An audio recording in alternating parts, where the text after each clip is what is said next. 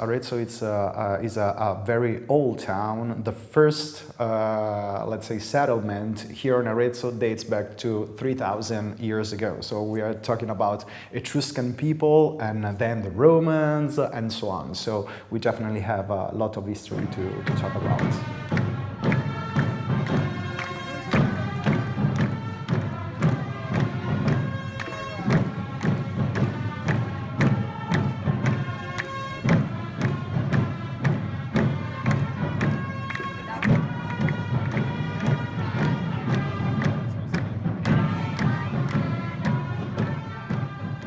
My name is Lucio Bianchi. I'm the Student Services Coordinator here at OU in Arezzo, and so what I do is actually the cultural mediator. Being part of this town means being a citizen first, so also a sort of ambassador, especially for foreign cultures, since my path, again, it's cultural mediation and foreign languages. What I want to try is trying to inform the world about what is Arezzo, what we can share with the rest of the world.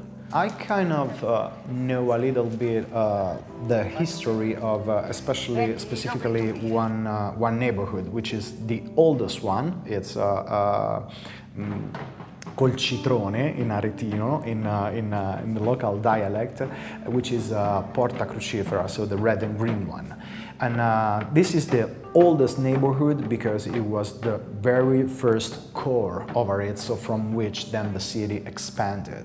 By that time, it didn't even have the name of Porta Crucifera. It acquired this name when the city started to grow, and in this way they started also to differentiate the neighborhoods, the city in two different neighborhoods, which were 5 in the beginning, and then now we have just 4 of them. They are sort of presides for social activities, such as what happens with the Palio in Siena, for example. They carry out throughout the year social activities, and so especially for young people they are very important because in this way again they can have it's a sort of association in which the people and especially youngsters can do volunteer activities and trying to keep their quarter like in a good shape. My feeling is that more or less the identity of the different neighbors are the same, in the sense that the kind of activities are the same, what they do, the kind of things that they carry out, not just throughout the year, but specifically for during the week before the parade and the Saracino Joust are the same. So the dinners, concerts, and exhibitions, and all these kind of things. Really, they fight against each other because it's part of the reenactment.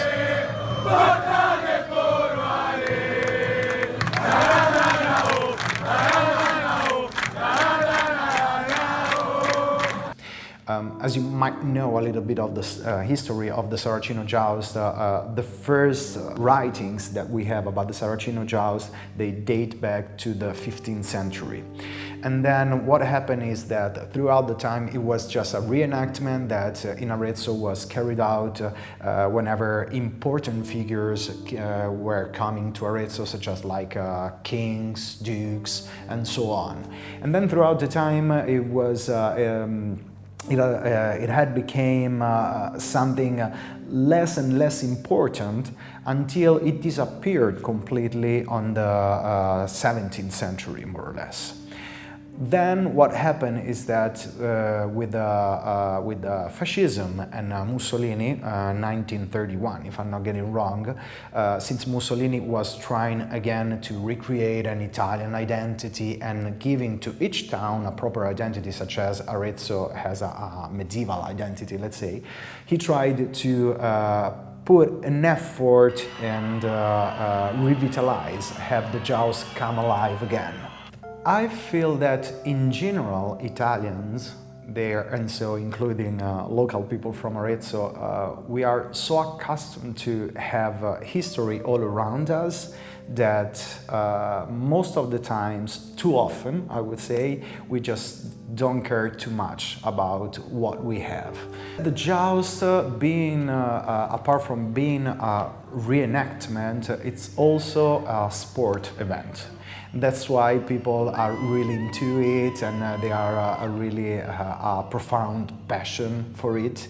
And so in a way, rediscovering traditions throughout the use of sport events is a very good way, at least in my opinion, to again make the history important, because it's a way for, especially for younger people, to let them understand how important it is, and often they study also the history of the Joust, for example. So in this way, it's I think it's an appropriate mean for the people to really understand part of their identity.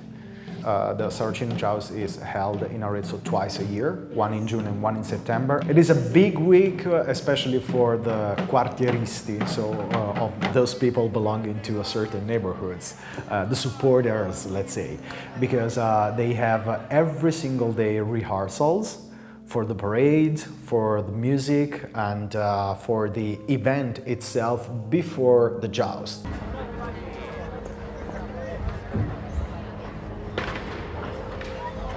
Because as you might know, each neighborhood has a huge dinner to wish good luck to his neighborhood the day before the Joust.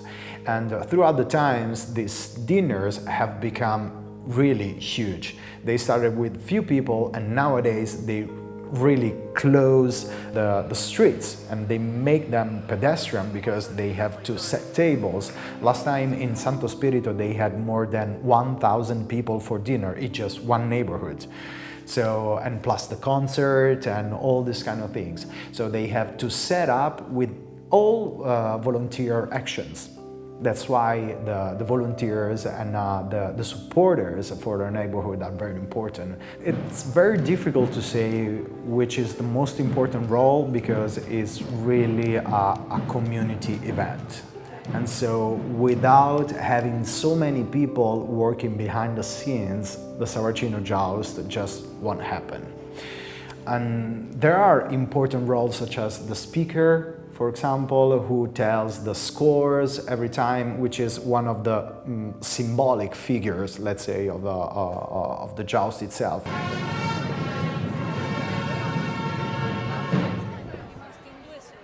Città di Arezzo, bando! Gli onorevoli messeri, reggitori della nobilissima città di Arezzo, invitano tutti della città e del felicissimo contado.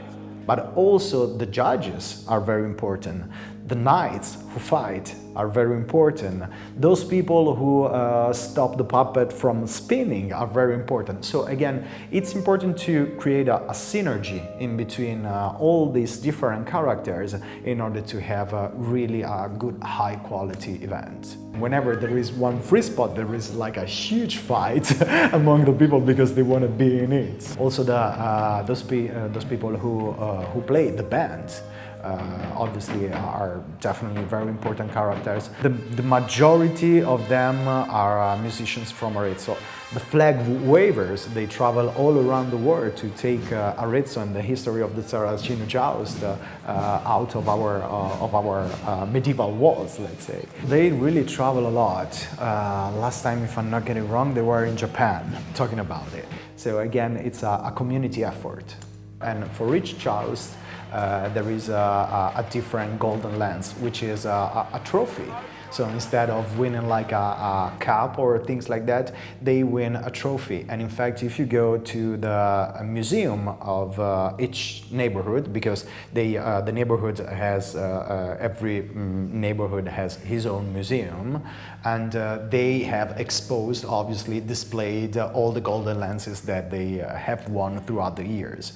And those golden lances are handmade by an artisan from Arezzo, who is the special specialist of the golden lens. He's a woodcrafter, and so he actually shapes the golden lens according to the president of the Saracino Joust, who is also the person that represents the whole all the neighborhoods, not just one.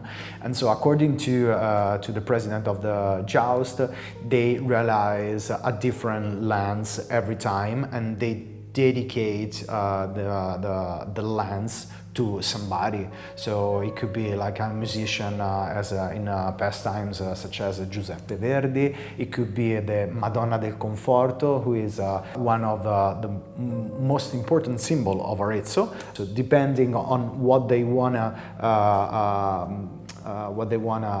support, let's say, they change the theme that is represented in the golden lens. Passion is the most appropriate, I would say, because again, it really touches the hearts of people. Giallo blu, cantiamo tutti in coro, vinceremo proprio noi la lancia d'oro.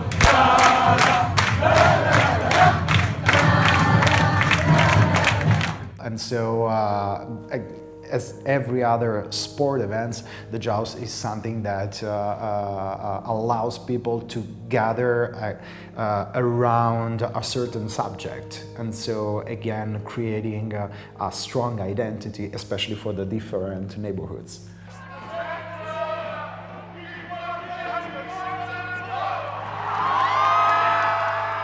What happens when a neighborhood wins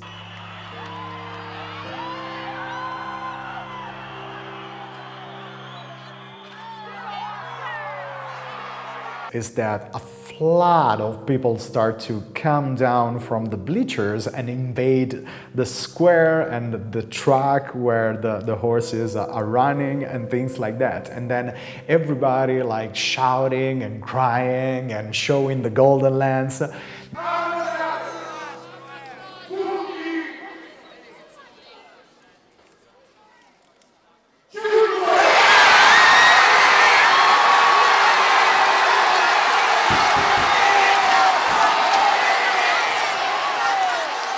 They start to go up to the cathedral where they are blessed by the bishop. And that's the only time in which Arezzo sees horses inside the cathedral, because the horses go into the cathedral as well to be blessed.